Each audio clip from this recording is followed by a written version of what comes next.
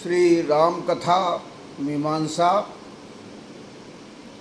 श्री हनुमान सत्संग धाम ग्वालियर। भगवान श्री राम वन जाने के लिए माँ कौशल्या के पास आए हैं और वहीं पर सीता जी को जब ये खबर मिलती है कि हमारे स्वामी 14 वर्ष के लिए वन जा रहे हैं, तो सीता जी बड़ी अकुलाहट में आकर माँ कौशल्या के चरणों में आके बैठती हैं। सीता जी की बात को कौशल्या जी ने राम से कहा है कि सीता के लिए क्या कहना है, क्या आदेश है, लेकिन माँ की वाणी है, उसका उत्तर देना है राम को।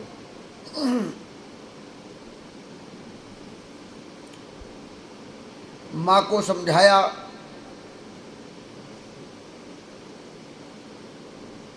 भगवान राम ने, और उसके बाद सीता जी को समझाने लगते हैं।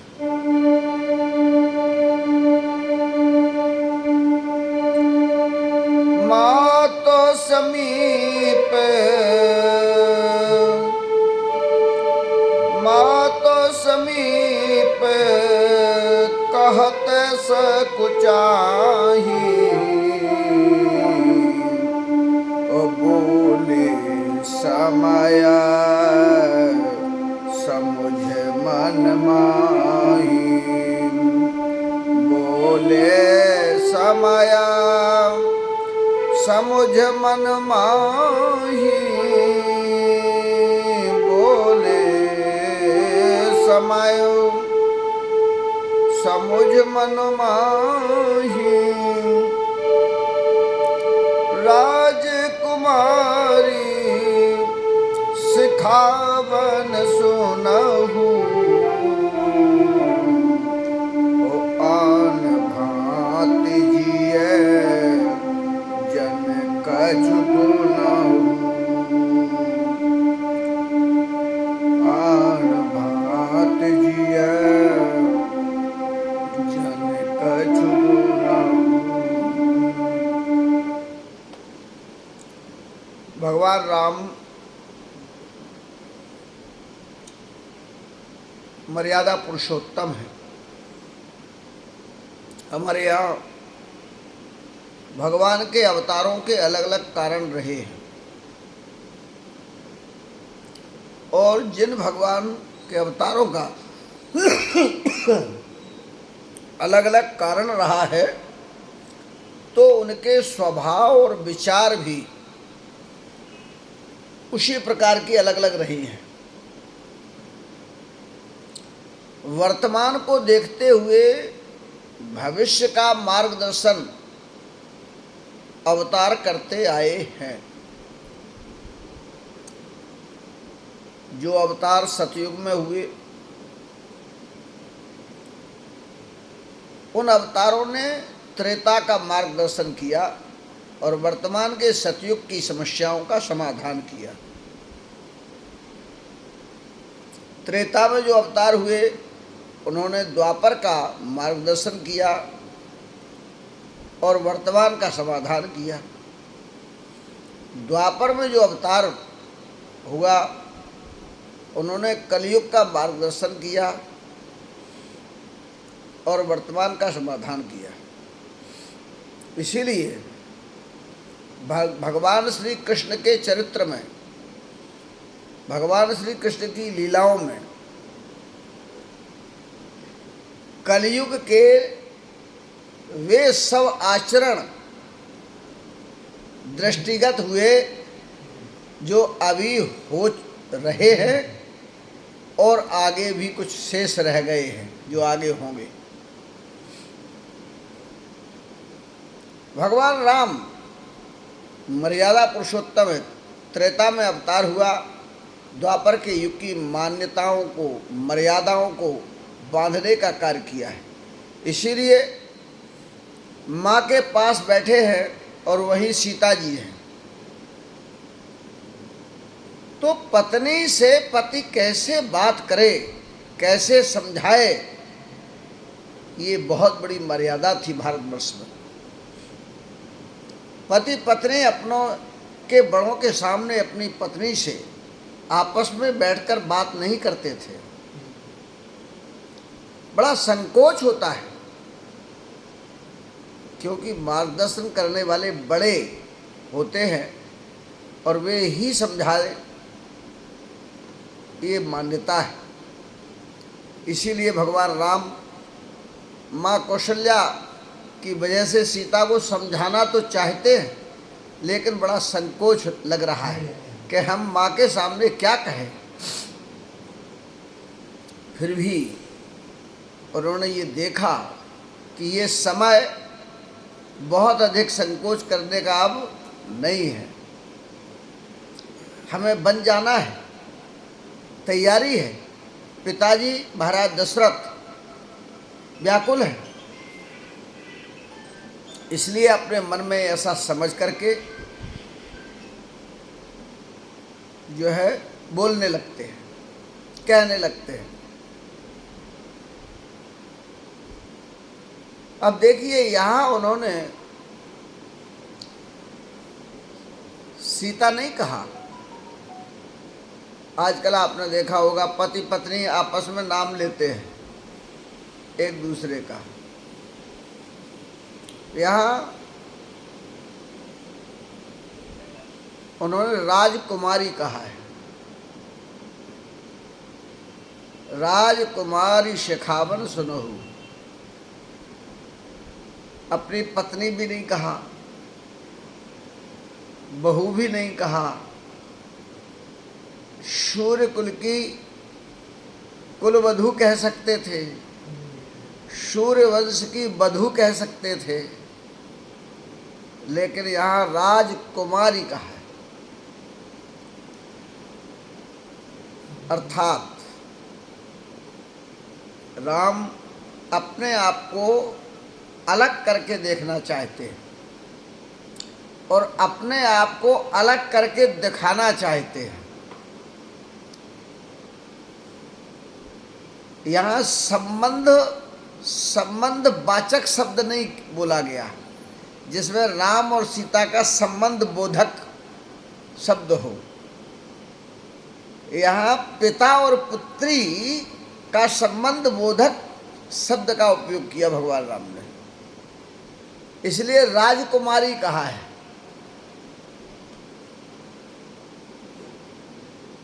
हे राजकुमारी, जिससे ये याद रहे कि जहाँ हम जा रहे हैं वहाँ का पर्यावरण कैसा है और तुम्हारा वहाँ जो वातावरण का सामना होगा उसकी तुम तुलना कर सको। एक बात। दूसरी बात, राम से अलग होने की स्थिति का कितना प्रभाव पड़ने वाला है। अगर किसी पत्नी से ये कह दो,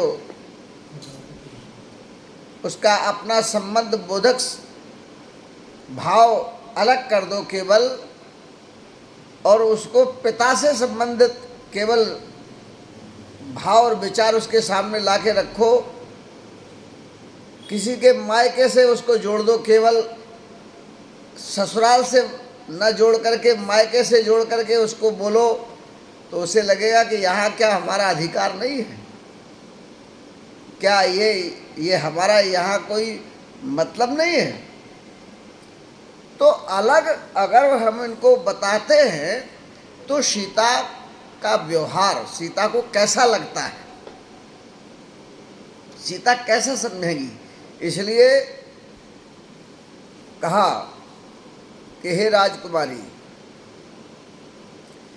दूसरी बात यह भी है, खुश रहो, यहाँ सूर्य वंश के नियम अलग हैं, यहाँ की मर्यादाएं अलग हैं। और तुम्हारे अंदर जो संस्कार हैं वो सब संस्कार, हालांकि जब चली है सीता विदा हुई तो माता ने समझाया है और राम से भी कहा है कि अगर कुछ गलती हो जाए तो क्षमा करना।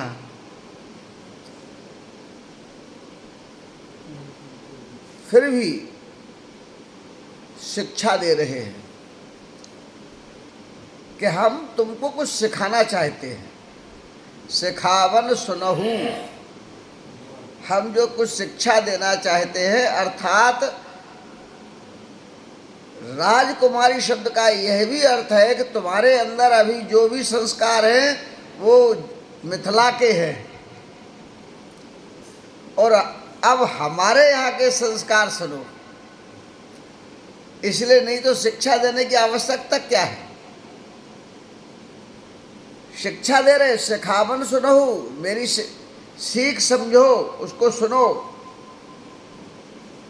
लेकिन इसका ये अर्थ भी मत समझ लेना कि तुम हमारी नहीं हो। आन भांति जिय जन कछु गुनहु, अपने मन में अपने आप को अलग भी मत समझना। आन भांति माने आप उसको कुछ अलग से मत समझ लेना,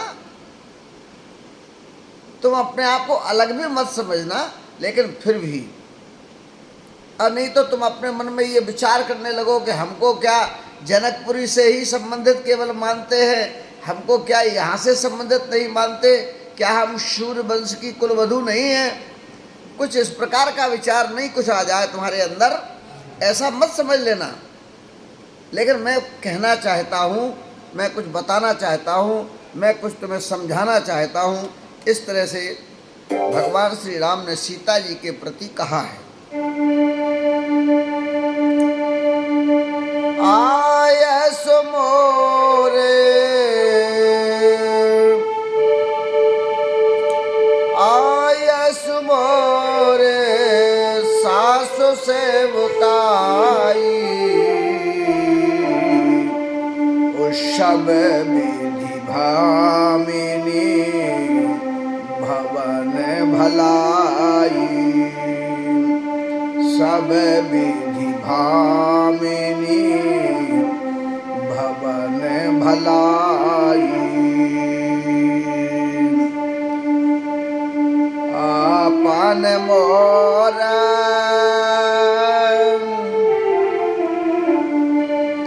आपन मोरे, आपन मोरे नीक जो चाहू, तो बचन हमारे मान घर रहू, बचन हमारे मान घर रहू। आयस मोरे सासु सेवकाई, सब विधि भामिनी भवन भलाई। भगवान कहते हैं कि हम ये कहना चाहते हैं, पहली बात, जिसमें हमारा और तुम्हारा दोनों का भला है। आपन मोर नीक जो चाहू,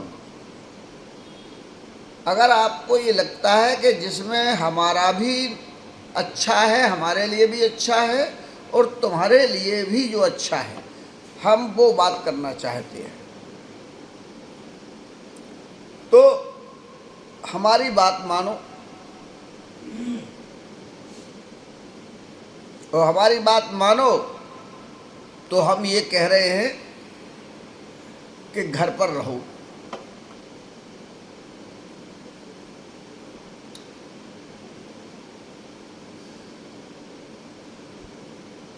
राजकुमारी का जो ऊपर एक भाव ये भी था कि अगर संभव होगा तो तुम राजकुमारी की तरह भी रह सकती हो, अर्थात जनकपुरी में भी रह सकती हो, लेकिन घर रहो। अगर तुम राजकुमारी के रूप में समझो तो जनकपुरी में रह सकती हो, बहू के रूप में समझोगी तो अयोध्या में रह सकती हो। इसलिए वचन हमार मान घर रहो, घर पर रहो। ये मैं जो आज्ञा दे रहा हूँ, जो मैं बता रहा हूँ, उसको मान लो। और मानने में हम इसका परिणाम भी बताए दे रहे हैं कि तुम हमारी अर्धांगिनी हो, और पति की बात पत्नी को मानना चाहिए। हमारी संस्कृति है ये।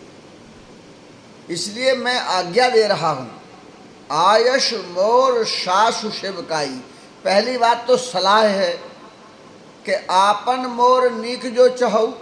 अगर तुम अपना भी भला समझो, अच्छा समझो, भलाई समझो, और हमारा भी ठीक समझना चाहती हो कि अच्छा हो सब, तो हमारी बात को मान करके घर रुक जाओ। और अगर इसके बाद भी और उसमें थोड़ा बल देते हैं राम जी, कहते हैं कि हम जो तुमसे कह रहे हैं ये ऐसे ही नहीं कह रहे, हमारा अधिकार भी है तुम्हारे ऊपर। हम तुमको आज्ञा कर सकते हैं, हम तुम्हारे पति हैं। इसलिए आयश मोर, मेरी ये आज्ञा है कि तुम घर रहो और सासु सेवकाई, सास की सेवा करो।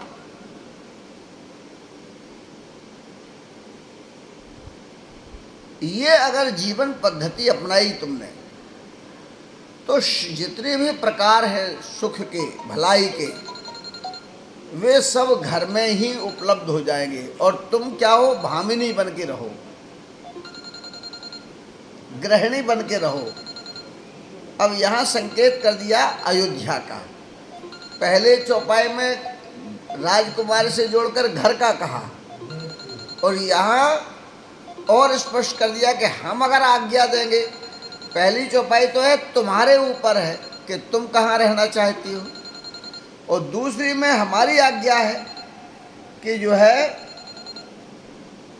तुम घर रहो यहाँ, इसमें तुम्हारा भला होगा, और सास की सेवा करो। बहू को सास की सेवा करना चाहिए, इसमें उसका भला है, यही अच्छा है। क्योंकि धर्मपरायणता जीवन का सबसे श्रेष्ठ लक्षण होता है। अगर धर्मपरायण जीवन नहीं है तो वह जीवन ठीक नहीं है। इसलिए आगे कहते हैं भगवान, यही ते अधिक, यही ते अधिक धर्म नहीं दूजा, सादर सास ससुर पद पूजा, सादर सास ससुर पद पूजा। जब जब माता, जब जब माता करहे सुध मोरी, जब जब माता करहे सुध मोरी, ओहोई है प्रेम विकल मति भोरी, होई है प्रेम विकल मति भोरी। भगवान कहते हैं कि धर्मपरायण जीवन में प्रथम धर्म जो है वो ये बनता है कि पति की आज्ञा का पालन करें। और उसके बाद अगर कोई दूसरा धर्म है, यही ते अधिक धर्म नहीं दूजा, और दूसरा कोई धर्म है तो कौन सा है? वो है सादर सासु ससुर पद पूजा, सास ससुर के चरणों की पूजा करना, अर्थात उनके आचरण को श्रेष्ठ मानते हुए। पूजा क्या है? पूजा माने पूर्ण करने वाला, जो अपूर्णता को पूर्ण करे वो पूजा है। हम और आप भगवान की पूजा करते हैं तो हम काय के लिए करते हैं? या तो संसार का हमारा कोई काम है जो अधूरा रह गया है, हमारी अपेक्षा में है, वो हमारे पास है नहीं, जिसको हम इच्छा कर रहे हैं, तो उसको प्राप्त करना चाहते हैं, उसको पूरा करने की। पुजाना कहते ना, अधूरा कोई हो और उसको जो पूरा करे उसे पूजा कहते हैं, उसको पूजा। और जो पूरा करा दे उसका नाम पूजा। पूजा माने पुजाने वाला, पूरा कराने वाला, और जिसके द्वारा पूरा हो जाए उसका नाम पूजा। तो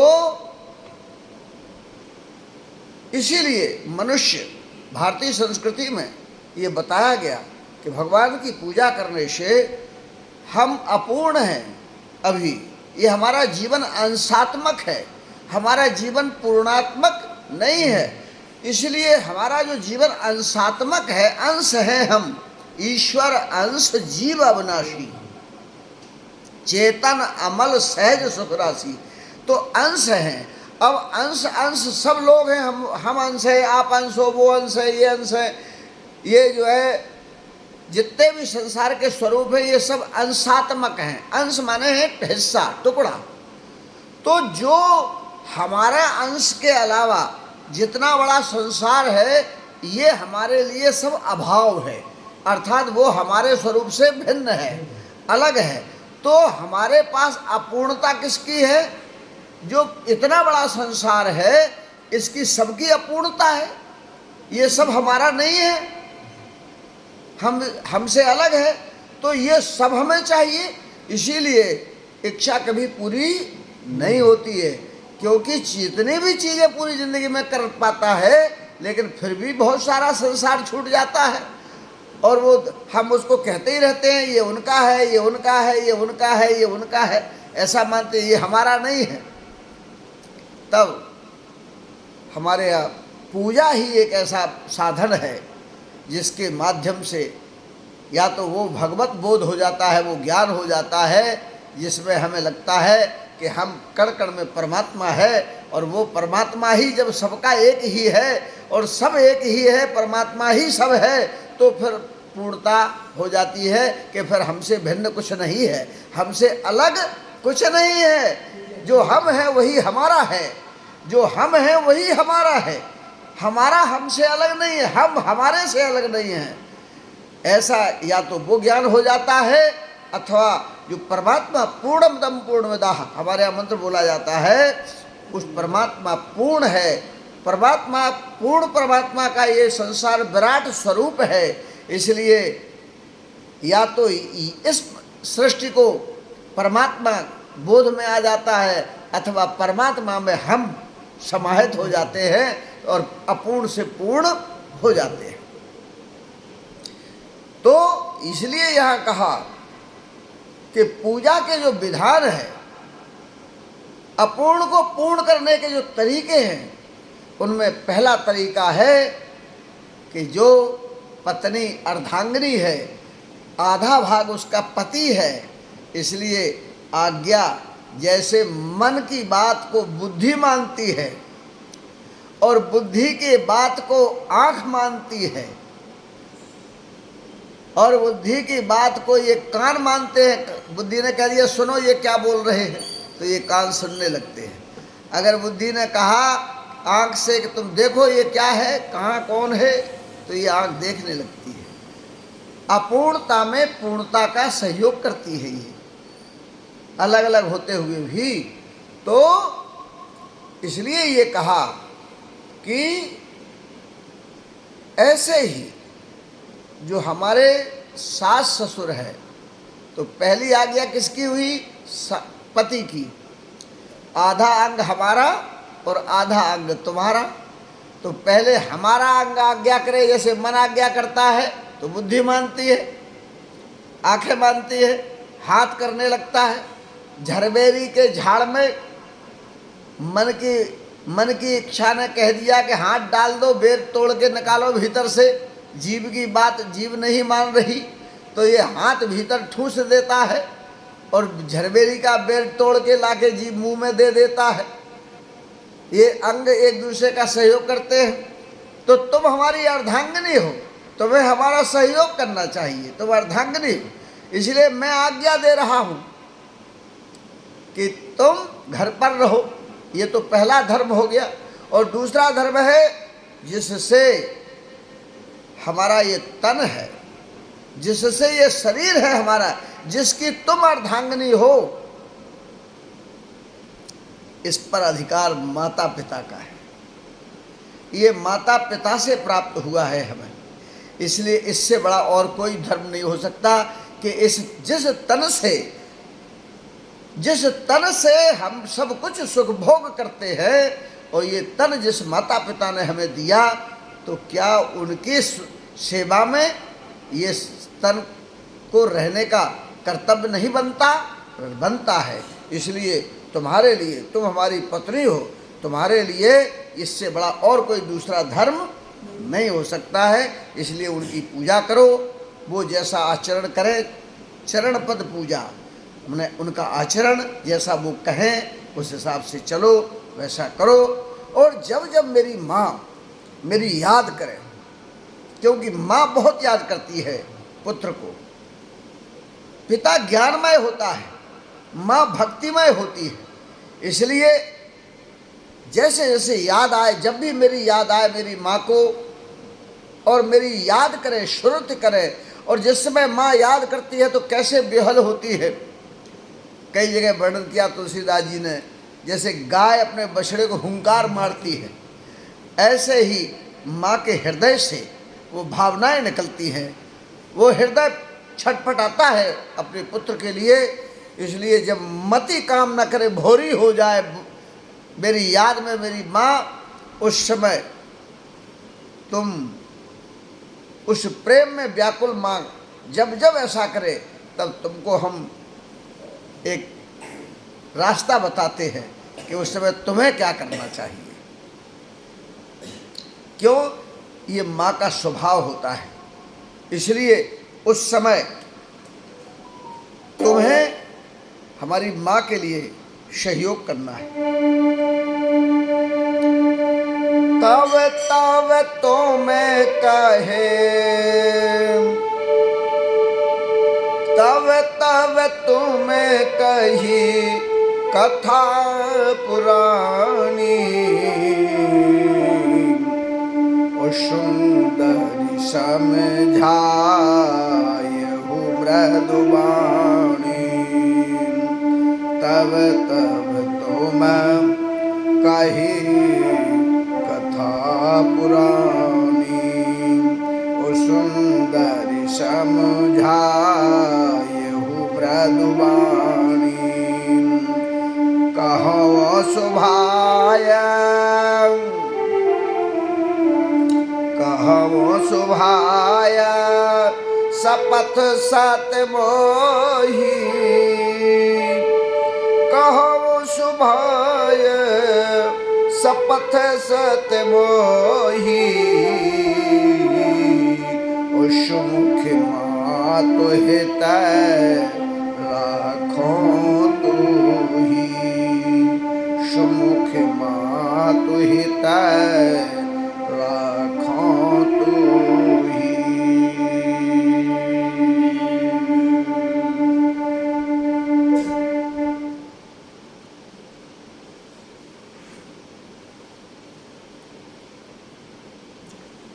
आगे कहते हैं भगवान कि जब माँ मेरी शुद्ध करे, याद करे, तब तुम एक काम करना, तुम पुराणों की कथा सुनाना उन्हें। जो कथाएं हम और आप सुनते हैं, इनसे हमारे आपके मन की व्याकुलताएं जाती हैं। इन कथाओं में वह सब आचरण मिलता है जो हमारे आपके जीवन से कई जगह मेल खाता है। और जब मेल खाता है तो उस समय उन सब ने अपने जीवन में कैसे धैर्य धारण किया,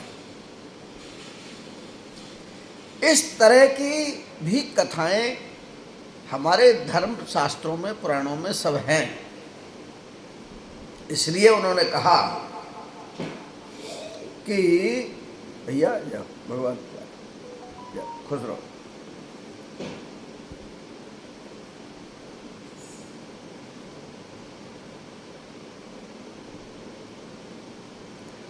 तो इसमें उन्होंने कहा है कि एक बार इंद्र की कथा भी आती है। इंद्र जो है और नहुष की,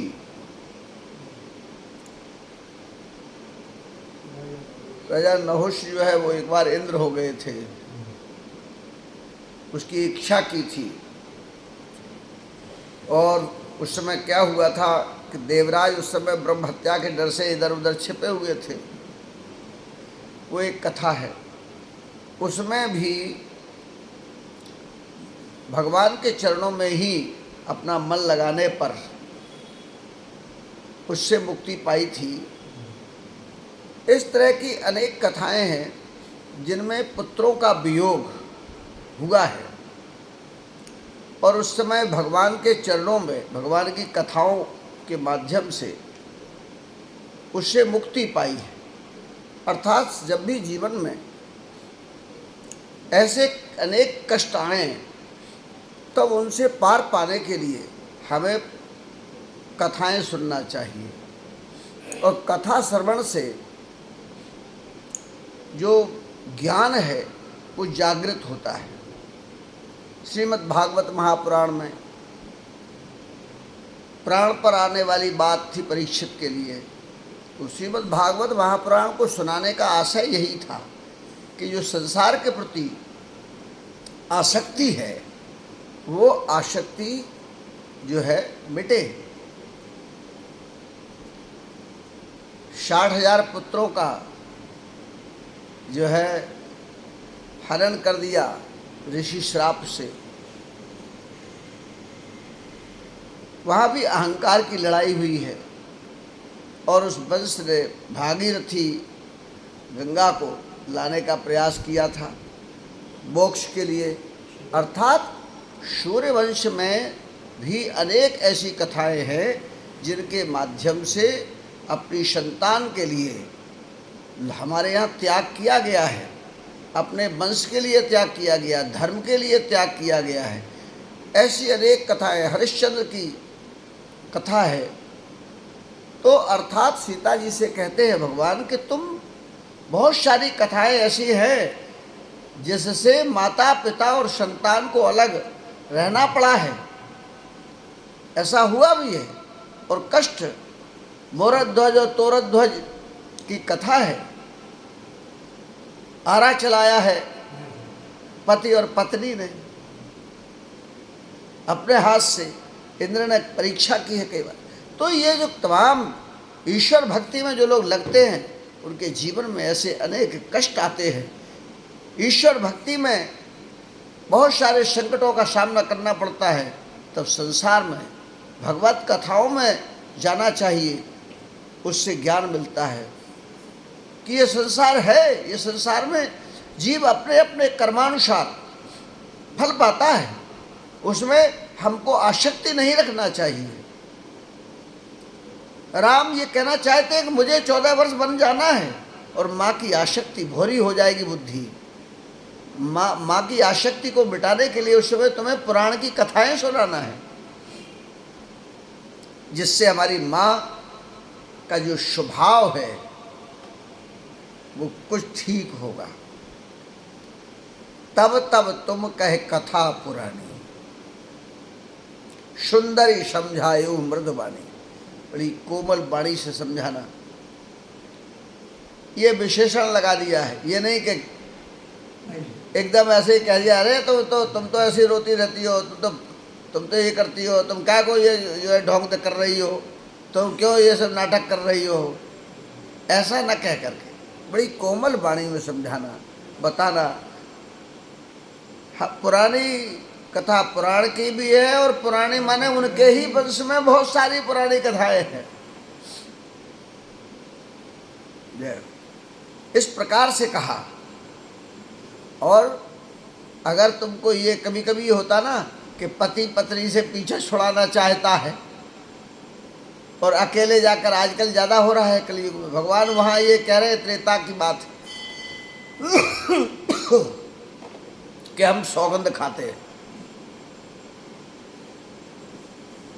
सत कह रहा हूं मुझे,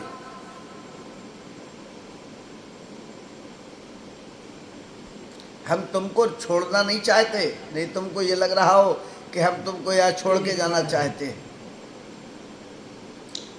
हम अपने भी किसी, ये नहीं कि हम तुमको वहाँ ले जाएंगे तो हमें कुछ दुख होगा, ऐसा भी कोई कारण नहीं। केवल माँ को सुख मिले, जिस माँ ने जीवन दिया है। अभी शादी हुई है, अभी कुछ तो सुख मिले।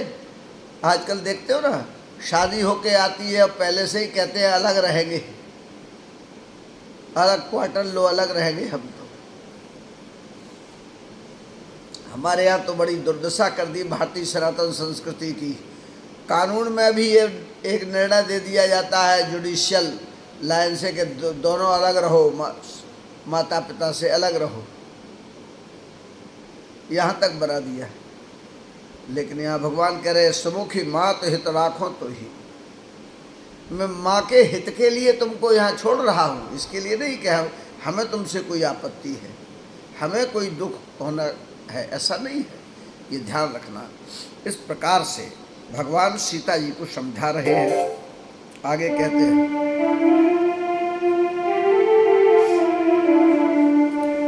गुरु श्रुति सम्मत धर्म फल,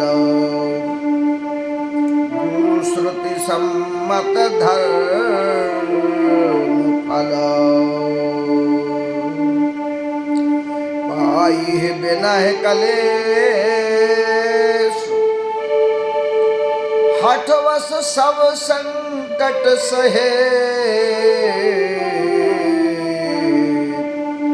गालब न होश नरेश। सियावर रामचंद्र की जय, उमापति महादेव की जय, पवन सुत हनुमान की जय, गोसाई तुलसीदास की